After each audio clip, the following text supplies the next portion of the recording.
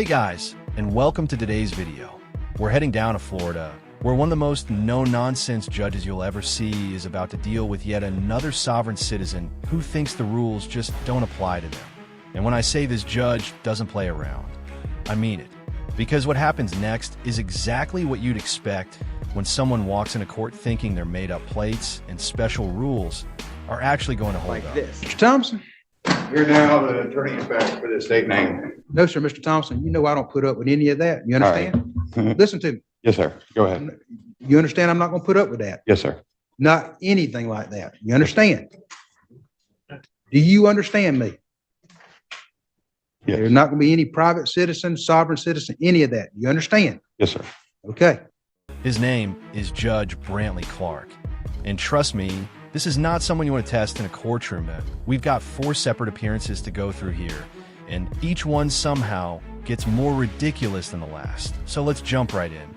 You're before the court today for your affidavit of violation of probation.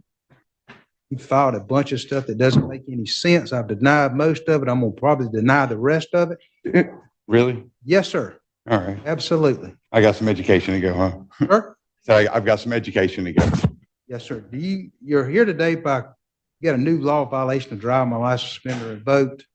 You don't want to have an attorney appointed to represent you? No, sir. Are you sure? But that's the thing is, I've never even been pulled over. I don't know how I got a license or a warrant or anything. I haven't been pulled over in more than a year. Any emergency contact.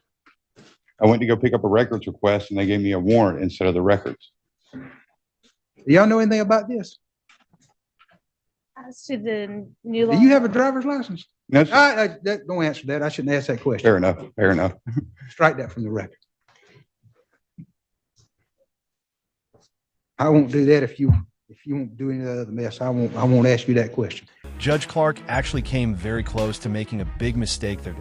T1 point, he almost got the defendant to admit on the record that he was driving without a license. Now, if that had happened and that statement was later used against him, this guy might have actually had something to work with for once. He could have argued that his own words were improperly used and potentially tried to get the whole conviction thrown out.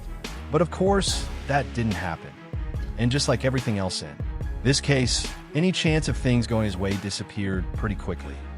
Right. You transfer that to the judge? Just filed. I just filed in the court file. I tried to, and they wouldn't accept it. All right. Was he arrested? Is there a new arrest for driving license, suspended, or revoked? State? Yes, there was a bench warrant issued on 1/23/24 that was executed 1/29/24.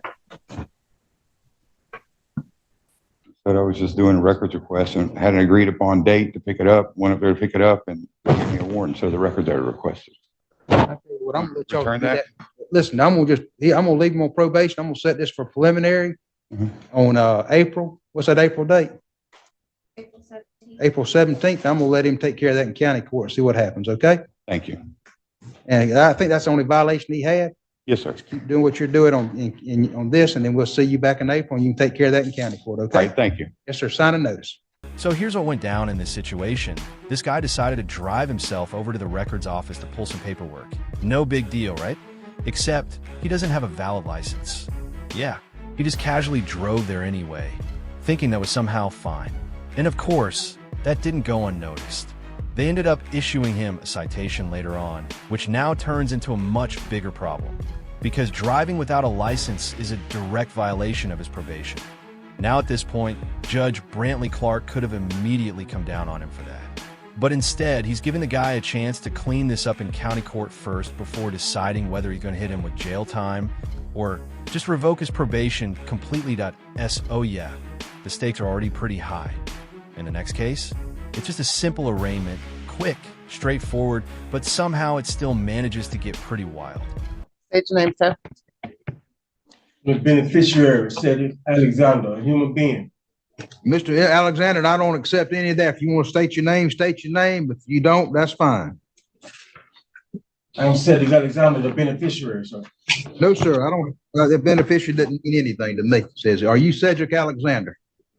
I'm a human being, set you got examine, not the corporation. What I'm be held without you. I'm a human being, not a fictitious entity. On your first appearance, I'm going to appoint the office of public defender. You've got a failure to appear on Not a your majesty, my public misdemeanors. defender. I have ordered to be held without bond on that. I'm gonna leave that as it is. You got a possession of methamphetamine and see, that might be all the same thing. Yeah, you just got a failure to The appear. officer didn't even come and do You'll be depositions held because it's a without lie. bond on that. You've got to drive my license, suspended or vote. I'm gonna find there's probable cause. I'm gonna set. That's a third degree felony, punished for 5 years, Florida Department of Corrections, and a Fictitious entity $5,000 cannot drive, fine. sir. I am going to set a $5,000 bond. I'll see you March 11th at 9 o'clock. Good luck. Thank you, sir. All right, go ahead and step out for me. Honestly, I love how simple Judge Clark keeps it. If the guy refuses to identify himself, straight to jail. If he does identify himself, still going to jail, now for violating probation. Either way, this isn't ending well for him. Now, the next two hearings are a bit longer, and this is where things really start to fall apart. First up, we've got a probable cause hearing where a sovereign citizen decides he's going to act as his own lawyer. And yeah, it goes about as badly as you'd expect. Preliminary adversarial hearing, you're representing yourself. You know, at any point in time, you can ask an attorney to be appointed to represent you. Do you understand? Yes, sir. Do you still wish to represent yourself? Yes, sir. Yes, sir. All right. Mr. Loving, you can call your first witness. All right, state calls officer Zip. Richard Zip. Just swear the witness in.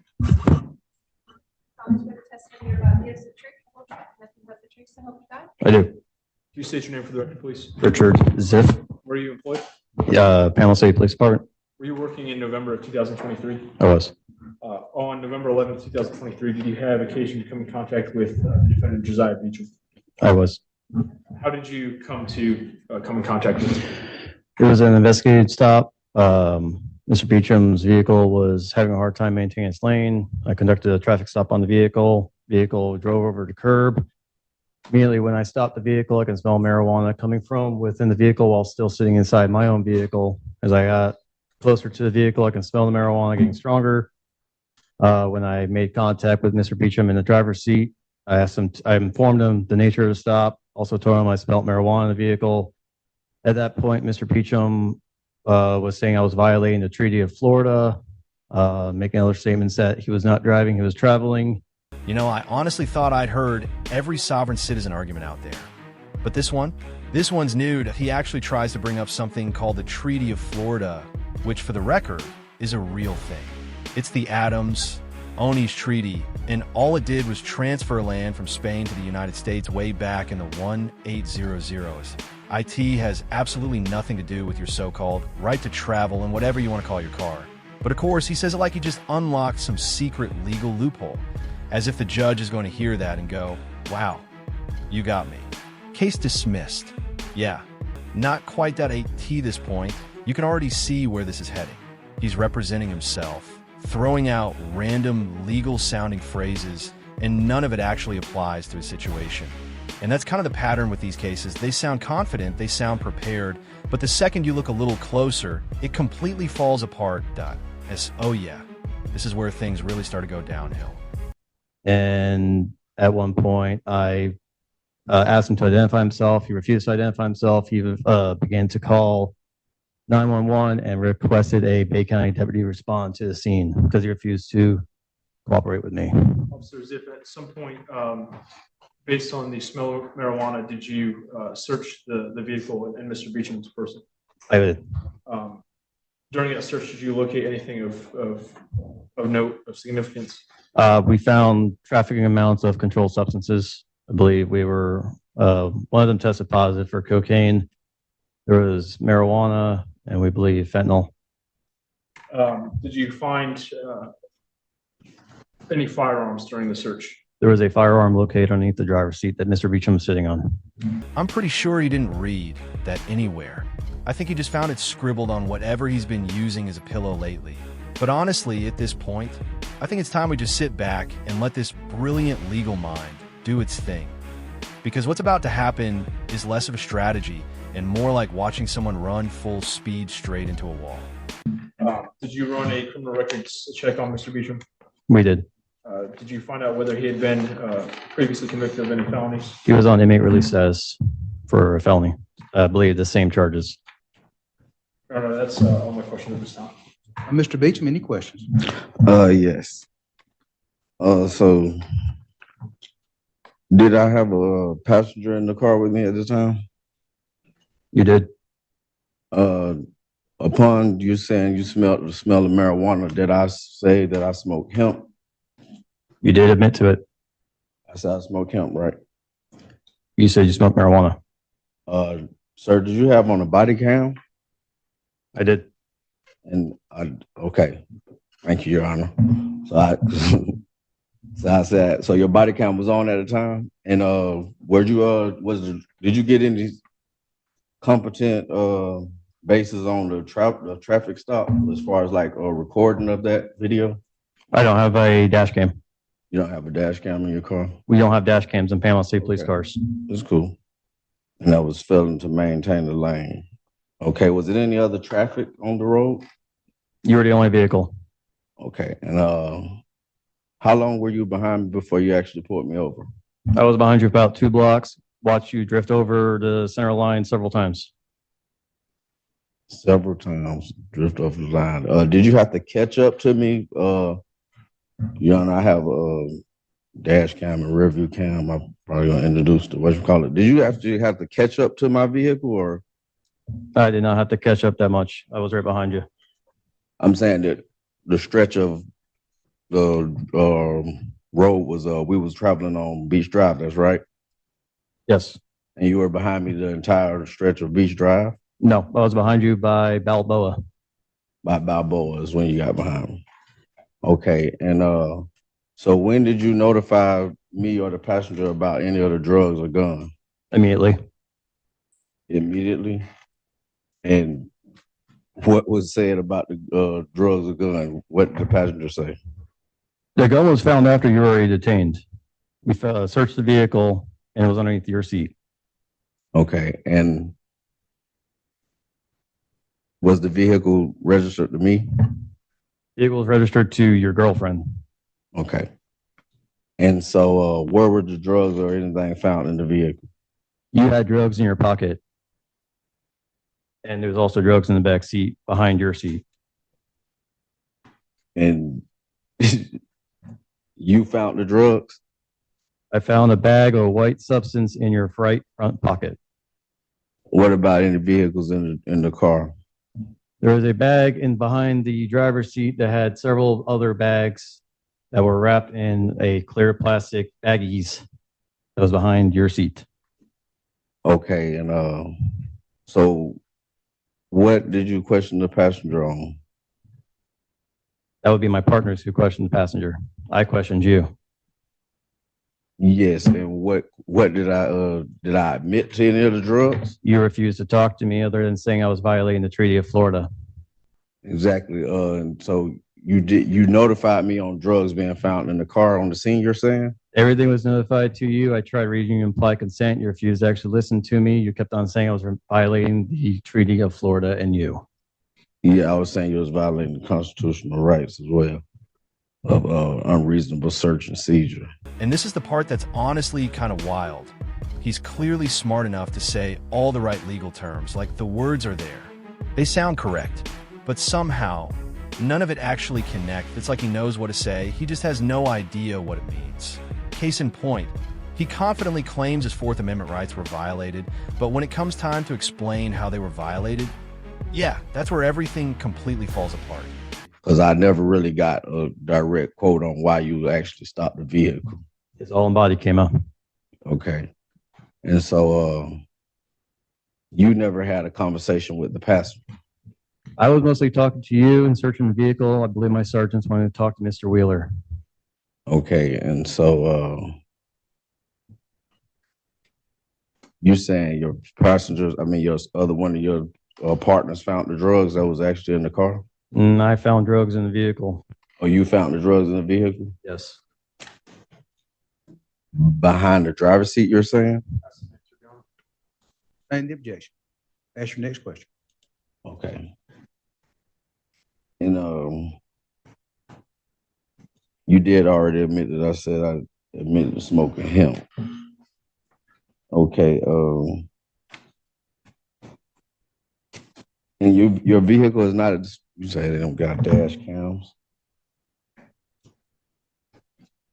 Okay. So at the time, did you have a sight on the passenger and the driver at the whole time? I was right there behind the A pillar or B pillar. What was that, sir? I was there the entire time with talking to you. No, okay. So when you extracted me out the car, did you have eyes on the passenger at that time? After I removed you from the car, I did not have eyes on the passenger, just you. Okay, cool. And so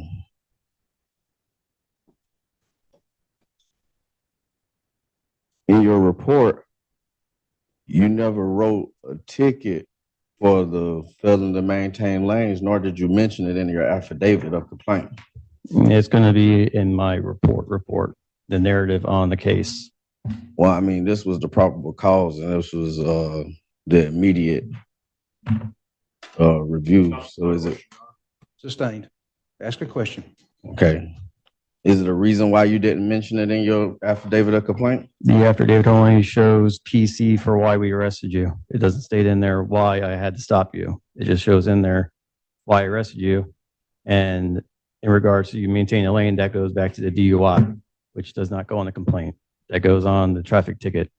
Well, I mean, you never mentioned anything of that nature in the ticket. So I was just wondering, is that protocol for you not to explain in the affidavit of complaint? It's going to be in the report. Okay, and you say you had a body camera on again, that's correct? That's an answer. Sustain the objection. Ask your next question. Okay, and so was it possible for any of the drugs to be the passenger? It was all in your control. It was within your reach, behind your seat, and then you had drugs in your right front pocket.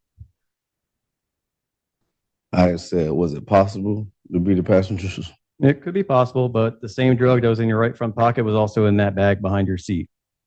What drug was in my right front pocket? Cocaine. And about how much was that? You had a bag that was wrapped in your front pocket. About how much? I don't have the numbers on me right now. I have my report in front of me. Okay. This is a copy of your report. That's actually not my report. That's the affidavit complaint. My report's about 5 pages long. Okay. And so you seized the vehicle for failing to maintain a lane. You said, was any other traffic affected by the occurrence? You were the only one on the road. You had a failure to maintain your lane several times and you drove over the curb. What curve, actually? The curb I stopped you at, I believe, was on Fairland. Okay.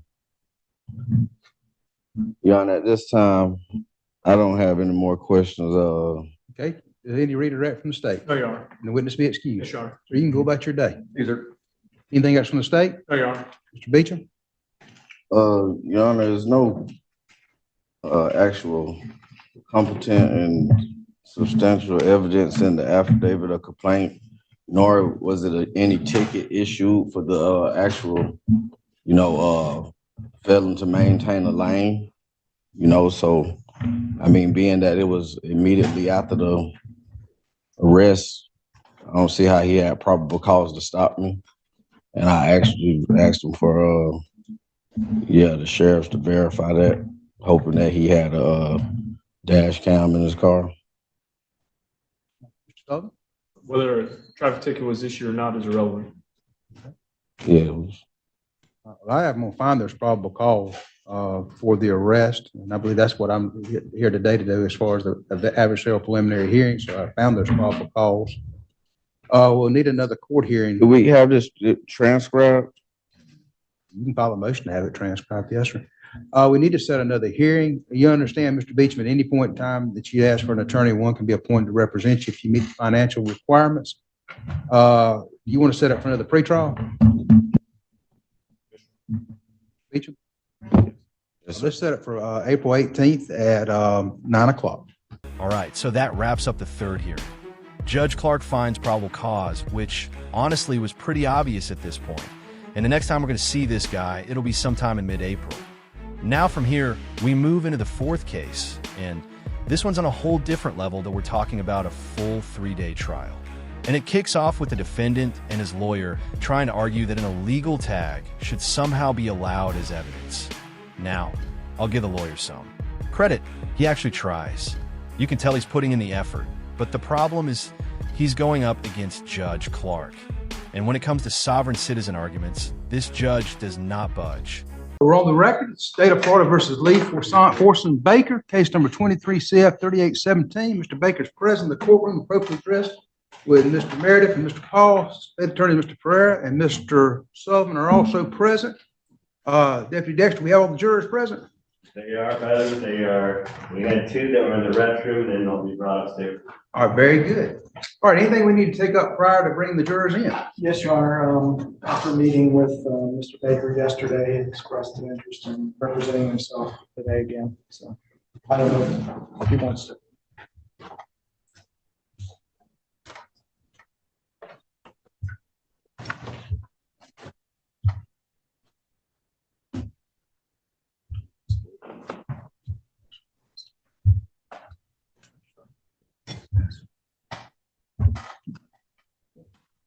I'm not sure whether he wants to represent himself or not, because the state is, the second thing I would address is the state's filed a motion in limine that we object to. Depending on the ruling there, I'm not sure if that will affect Mr. Baker's decision. All right, well, let's take it the motion in limine right now. It's the motion in limine. Mr. Pereira, you filed it? Yes, Your Honor. The state is moving, Your Honor, to exclude testimony of 2 things. First is testimony of the legality of his license plate, or any sort. My understanding is that Mr. Meredith intended to elicit testimony about the origin of the license plate. We feel that the probable cause is enough already with the rolling stop, that it would be irrelevant. The defendant is no longer in charge with any type of traffic offense. They're not legal defenses to the charge that he's brought with fleeing to, eluding, in the possession of drugs. Your Honor, the state intends to introduce some body cam from Officer Elkins as in relation to the original stop. And Mr. Baker has his hands out of the window and is talking to the officer about what the reason for the stop is. There is a tag that's on there in the edited version of the body cam. It is mentioned that the 2 reasons for the stop were rolling through a stop sign and either, I can't remember if it was bad tag or no tag or whatever. But I think that it's important for the jury to understand the origin of this tag and what it represented. I, as an officer of the court and under the rules of the bar, I don't believe I could argue that it is a valid tag, but I think the origin of it is important for the. It's not a valid tag. What does it matter what origin or the origin of this? Well, I'm not going down that road, Mr. Baker felt that it was a legal tag. Was it issued from the Department of Motor Vehicles from the state of Florida? It was not. Or the tax collector's office? It's not a legal tag. If you'd like to see a photocopy of what it is. It's a tag, yeah. My tag is from the deal. It's a DOT number because my tag belongs to my trust. My DOT number is valid. So why wouldn't the tag be? Nope, not going in. We're not going to talk about it. Can I put anything on the record? You can put it on the record, but I'm telling you, I'm not anything that's not a legal tag from the state of from one of the states of the United States, or I guess It is. You got the information yesterday. He emailed you the information where the tag came from and what was going on with the tag. Your Honor, I I was. can't have a custom tag? Let Mr. Meredith make your argument, sir, please. Your Honor, the number that's contained on the tag, the 4125492, is a Department of Transportation number that is assigned to Mr. Baker. I have gone on their website. You can search that number, and when you do, it comes up with Mr. Baker's name, his address, and all his information. Now, depending on what we're allowed to, his testimony would be as to how he had obtained this and had gone through and got it from a third party in New Jersey. And because it had the Department of Transportation logo, which is the actual logo from the Department of Transportation, and it had his actual identifying number from the United States Department of Transportation, that he could display it. Is it a legal valid tag? Can you make that argument? Yes. I cannot. Okay, it's not coming in. When you run the tag number, It's not coming in, it's not on the record, and also the state's not charged him with a improper tag. Exactly. I don't even have a ticket for anything that they pulled me over for. Refusing to take responsibility during sentencing? That's probably one of the worst moves you can make.